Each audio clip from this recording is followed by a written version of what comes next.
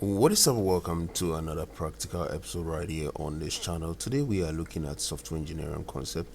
What is the JSON model in Python? So the JSON model is a Python's built-in library for handling JSON, JavaScript Object Notation, a lightweight human-readable data exchange format. It actually converts between Python objects and JSON strings, essential for web APIs, configuration files, and data storage. JSON's language independence enables seamless data sharing across different systems.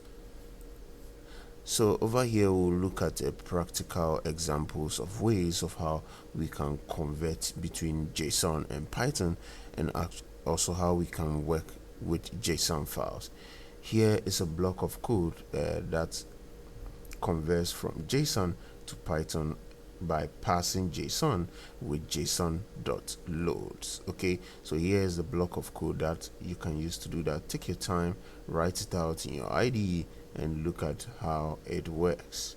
Okay, so here's another one that converts from Python to JSON. Unlike JSON to Python, here we are converting from Python to JSON, where you use the JSON.dumps.